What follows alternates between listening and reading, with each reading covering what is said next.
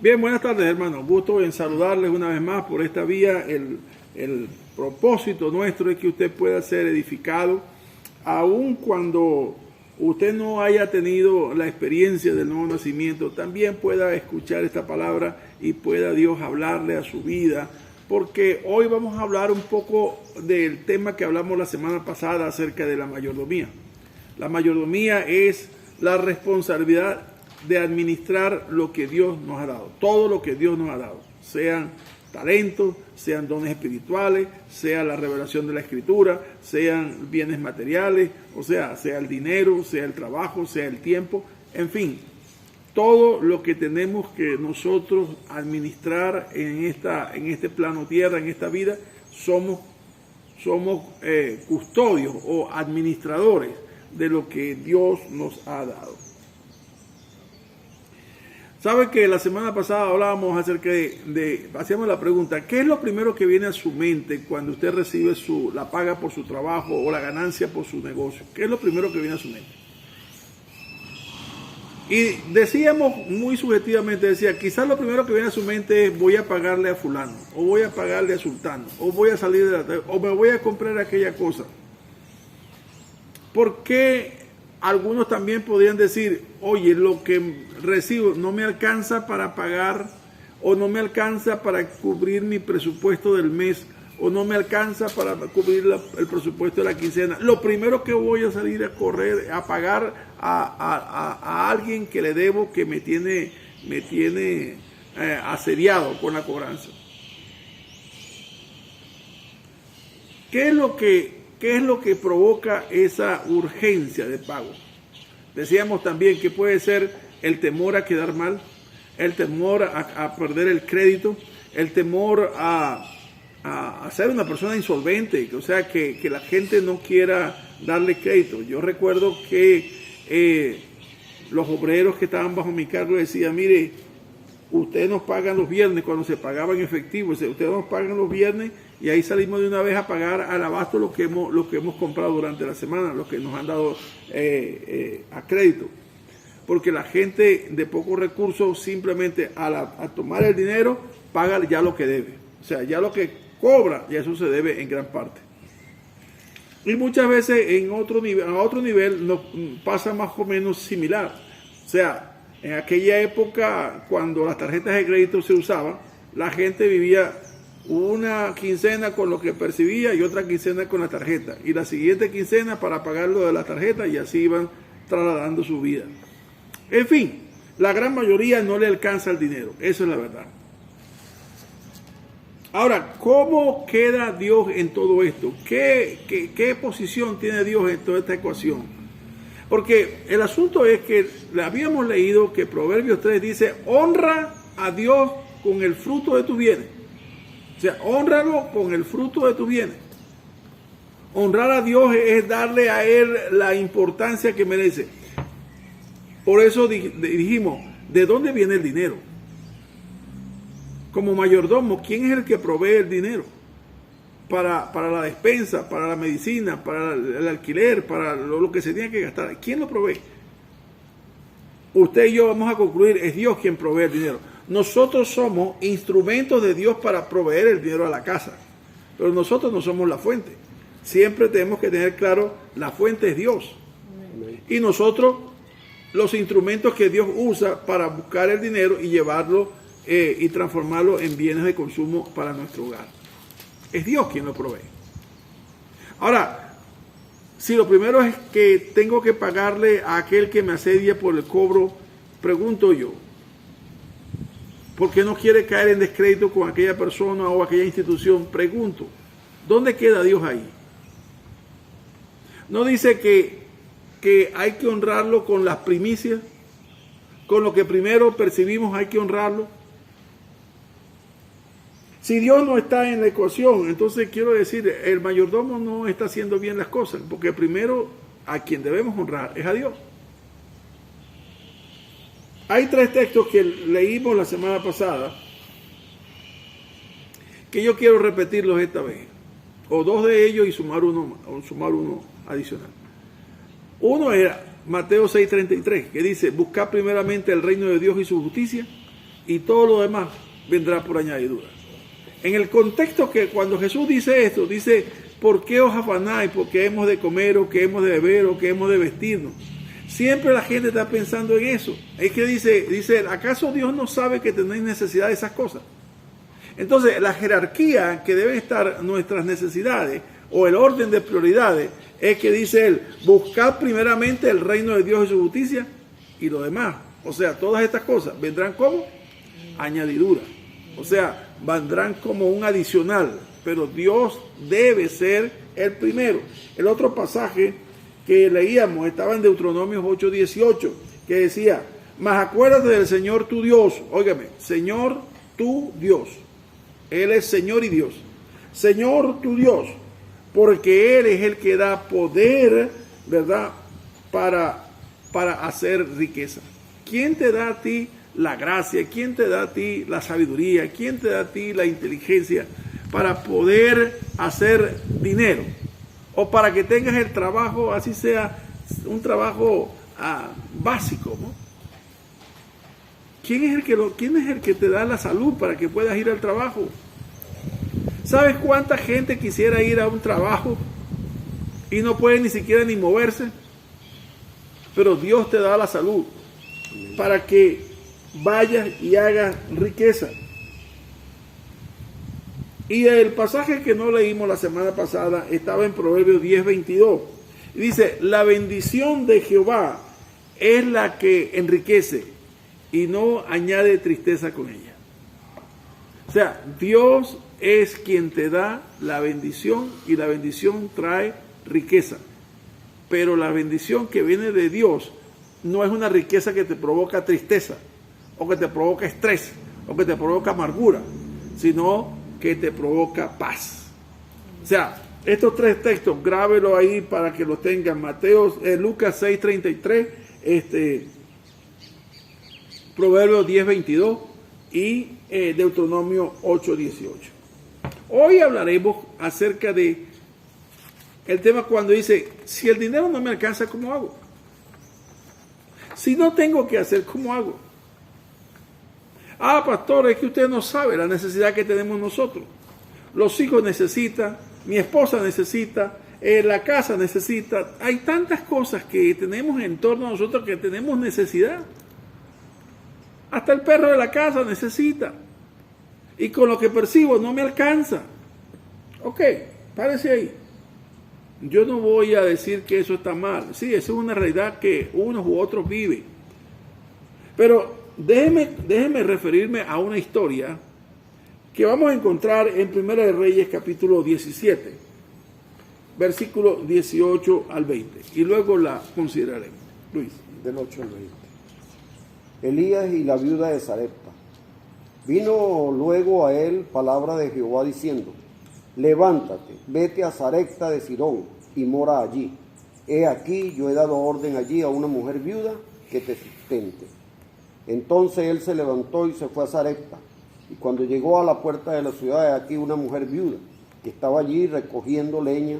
Y él la llamó y le dijo, te ruego que me traigas un poco de agua en un vaso para que beba. Y yendo ella para traérsela, él la volvió a llamar y le dijo, te ruego que me traigas también un bocado de pan en tu mano. Y ella respondió, vive Jehová tu Dios, que no tengo pan cocido, solamente un puñado de harina tengo en la tinaja, y un poco de aceite en una vasija. Y ahora recogía dos leños para entrar y prepararlo para mí y para mi hijo, para que lo comamos y nos dejemos morir. Elías le dijo, no tengas temor, ve, haz como ha dicho, pero hazme a mí primero de ello una pequeña torta cocida debajo de la ceniza, y tráemela. Y después harás para ti y para tu hijo, porque Jehová Dios de Israel ha dicho así, la harina de la tinaja no escaseará, ni el aceite de la vasija disminuirá, hasta el día en que Jehová haga llover sobre la faz de la tierra. Entonces ella fue e hizo como le dijo Elías, y comió él y ella y su casa muchos días, y la harina de la tinaja no escaseó, ni el aceite de la vasija menguó, conforme a la palabra que Jehová había dicho por Elías. Wow. Qué tremenda palabra, qué tremenda experiencia, qué lección más hermosa encuentro en este pasaje de Elías y la viuda de Sarepta. Saben, el contexto que yo estaba hablando el día de ayer es que Elías venía de estar, escondido ante la amenaza de muerte que Jezabel había emitido. O sea, la reina de Samaria había emitido una orden de decapitar a Elías porque él había decapitado 450 profetas de Baal allá en Monte Carmelo. Entonces, a esa sentencia, él salió de la ciudad y habitó en Kerit, y le alimentaba el agua de un arroyo que pasaba por ahí en la cueva, y además Dios había dispuesto los cuervos para que le llevasen alimento. Cuando el agua se secó del arroyo, entonces Dios le habló esto que ustedes acaban de oír. Dice: levántate, es la orden. Vete a Sarepta de Sidón y mora allí. Y cuando uno lee este pasaje, dice Sarepta de Sidón era provincia de Fenicia. Fenicia era un pueblo idólatra, un pueblo de baalistas. Creían en Baal.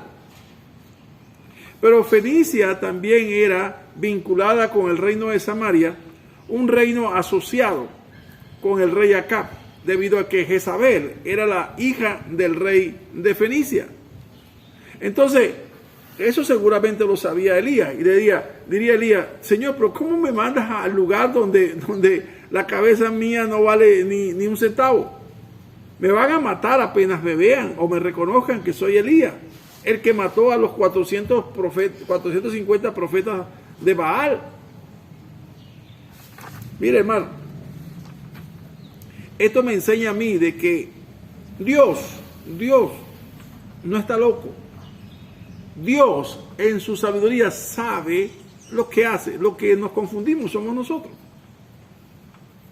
Así que, como me dijo una vez un general, me dijo: las órdenes se obedecen no por lo que se ordena que se haga, sino por quien da la orden. Y si la orden se la dio el Señor y Dios de Elías, Elías no tenía otra cosa que levantarse. Y como dice el pasaje, se levantó y fue hasta Sarepta. Aun cuando sabía que Sarepta era un lugar donde su cabeza no valía quizás nada. Entonces, la segunda cosa que encuentro aquí es que Dios no nos manda a una misión suicida. Dios, cuando manda a su pueblo a obedecerle, a hacer algo, es porque tiene preparado un plan. Así es, un plan preparado. Estaba empezando la sequía, entonces dice: bueno, si voy a un lugar aún más desierto, o si voy a un lugar que es salistre o que hay cerca de las costas, ¿de dónde me voy a alimentar? Dice la palabra que Dios tenía ordenado, Dios tenía un plan, Dios tenía planificado para que una mujer que estaba ahí, que no era del pueblo de Dios, lo sustentara. Yo creo firmemente de que, mire, Dios va a usar a cualquier persona como instrumento suyo cuando Él lo decida. Así como usó a Nabucodonosor o usó a Darío, que no eran creyentes, pero los usó para darle una lección al pueblo de Israel. Así como esta Sidonia, que no era creyente, y la usó para darle un ejemplo al pueblo de Israel, porque después Jesús hace referencia a esa mujer de Sarepta. Dios tiene las cosas ordenadas. Por eso, mire, cuando el pasaje de Isaías dice: porque mis caminos no son vuestros caminos, ni mis pensamientos vuestros pensamientos, porque así como son distantes los cielos de la tierra, así son mis pensamientos de vuestros pensamientos y mis caminos de vuestros caminos. O sea, cuando uno ve esto, uno ve cuán distantes son los cielos de la tierra. Un avión cualquiera de un vuelo nacional viaja a 21,000 pies de altura. y otro avión internacional monta sobre los 31.000 pies de altura. Y aún así, dice, todavía uno cuando vuela en un vuelo internacional ve arriba y ve un cielo. O sea, es un hiperbolismo mostrar de que no hay manera de alcanzar el pensamiento de Dios. Dios tiene un plan maravilloso que usted y yo lo vamos a conocer en la medida en que obedezcamos a su palabra. Así que fue a Sarepta y ahí estaba la mujer. Seguramente por su vestimenta la reconoció que era una mujer viuda. Y le digo, cuando llegó a la puerta de la ciudad, encontró la mujer viuda que estaba allí recogiendo unos leños para hacer una comida, o sea, la última cena, algo así. Ya, lo que ella consideraba que iba a ser lo último, la última comida de ella y de su hijo. Pero ahí interviene Dios. En la ecuación de la mujer no estaba Dios, pero cuando Dios interviene, altera nuestra ecuación. Ahí intervino Dios por medio de ¿quién? De su mensajero. ¿Y qué le dijo Dios por medio del mensajero? Mire esto, mire esta propuesta. Te ruego que me traigas un poco de agua en el vaso para que la beba. Bueno, agua había, ¿por qué no? Vamos a traerle el agua. Y cuando la mujer iba a traer el agua, la volvió a llamar y le dijo, te ruego que me traigas también un bocado de pan en tu mano. Y ella respondió, ay papá, ahí sí es verdad que no te puedo complacer. ¿Por qué? Mira, vive Jehová, no mi Dios, porque yo soy baalista, pero tu Dios,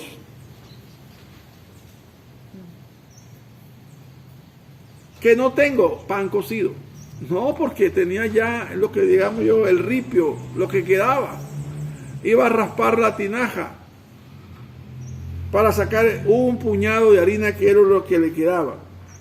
Dice así, solamente un puñado de harina tengo en la tinaja y un poco de aceite en la vasija. Y ahora recogía 2 leños para entrar y prepararlo para mí y para mi hijo, para que lo comamos y nos dejemos morir. Un mayordomo en medio de la escasez. Bueno, yo he visto mayordomo, o yo he estado inclusive en mayordomía en medio de la escasez, pero nunca como esta mujer. Hasta este extremo no hemos llegado. Pero Dios nos muestra un caso extremo para enseñarnos a nosotros que Dios tiene que ser la primera variable de la ecuación de nuestra administración. Amén. Eso es lo que yo encuentro aquí, hermano. Voy a repetirlo.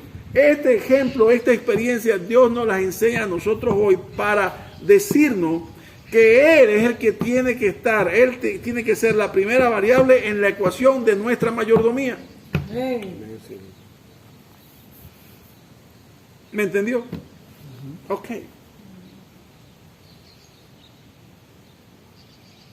La mentalidad de la mujer era, no tengo más para dar, no tengo para hacer comida, no tengo, esto es lo único que tengo. El profeta le dijo, no tengas temor. ¿Se acuerdan que eso es lo primero que le salta a usted en la mente cuando el dinero no le alcanza? Tiene temor en caer en descrédito, tiene temor de lo que la gente diga, los temores llegan. Con esto no puedo. Ya va. Usted no puede. Pero si usted confía su vida a Dios, Él sí puede. Amén. ¿Me entiende? Porque Él dice así, mío es el oro y la plata. ¿Me entiende? Todo lo que hay en la tierra es suyo por derecho de creador. Él creó todas las cosas. Así que Él sí puede hacer.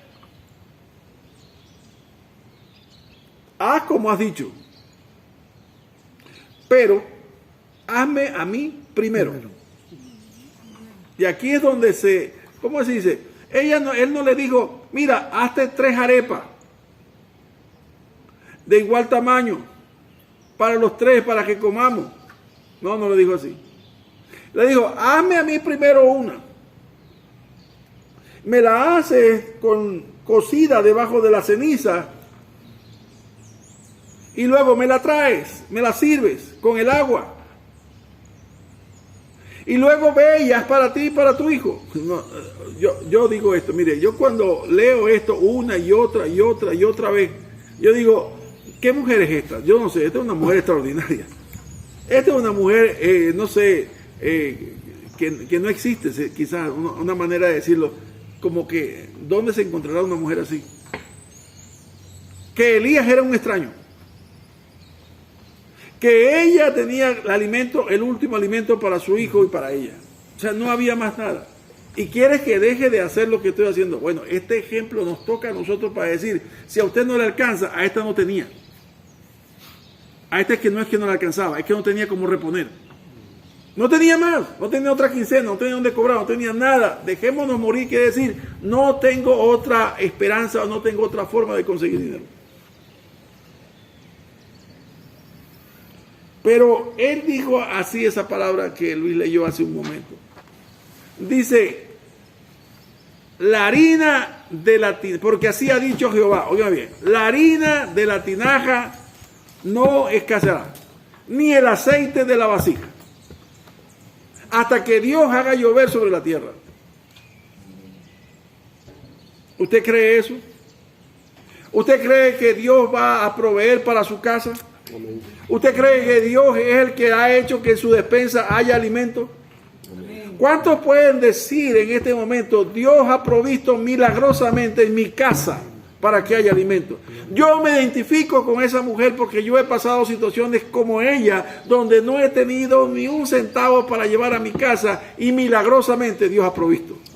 Entonces se da cuenta que esto no es un hiperbolismo, sino un ejemplo para que nosotros tomemos en cuenta de que Dios tiene que ser primero, porque la mujer fue e hizo como el mensajero de Dios le había dicho que hiciese. Y yo como mensajero de Dios le digo, haga como hizo la mujer de Sarepta. Ponga a Dios primero en su vida, ponga a Dios primero en su presupuesto, y usted verá que la harina de su casa nunca va a escasear, ni la vasija va a faltar aceite, porque Dios se encargará de proveer para su casa. Amén. Amén. Créalo, créalo y actúe creyendo, no dudando, créalo. Entonces dice el pasaje que ella fue e hizo como Elías le dijo. Oído aquí. Y comió él. Comió ella y comió los de su casa por muchos días. ¿Sabe cuántos días comieron? 1260 días, que son 3 años y medio. Entonces, ¿cuál fue la ganancia del puñado de harina? Un puñado de harina en su mano sin fe y sin obediencia se consume en un solo almuerzo. Pero un puñado de harina en la mano de aquel que cree en Dios, que obedece a Dios, que confía en Dios, se convierte en 1260 días de alimento para él, para su casa y para sus hijos. Amén. Amén. Ese es el Dios en quien hemos creído. Amén. Ponga a Dios en su ecuación. Entienda lo que le estoy diciendo. Póngale oído, póngale corazón a lo que estamos hablando. Ponga a Dios en la ecuación y póngalo de primero. ¿Cuánto va a poner para de lo que usted no le alcanza? No me interesa si no le alcanza. No, eso no es el punto. Dice, no voy a decir cuánto va a poner. Si usted dice, no, yo lo que gano son $80, bueno, yo voy a agarrar $1 y voy a ponerlo primero. El primer dólar es para vecino. Yo voy a poner $10, lo primero, lo que sea, no sé. Porque la Biblia dice, cada cual conforme propuso en su corazón. Es una cuestión del corazón. El dar es una cuestión no del bolsillo, sino del corazón. ¿Se acuerdan la viuda? La viuda dio todo lo que tenía. Hay ejemplos en la Biblia que el Señor nos enseña, que nos muestra, para que nosotros tengamos puesta la mirada en esos ejemplos. ¿Sabe? Nosotros nos amarramos con el maní agarrado aquí de la mano, como el mono, no suelta el maní. Pero ¿quién puso el alimento en tu casa? ¿Quién te da salud? ¿Quién te da inteligencia? ¿De dónde vienen las ideas que vienen a tu cabeza para actuar y salir bien? ¿Quién? Hónralo con tus bienes y con las primicias de todo tu fruto. Que el Señor les bendiga donde quiera que estén y añada bendición a esta palabra.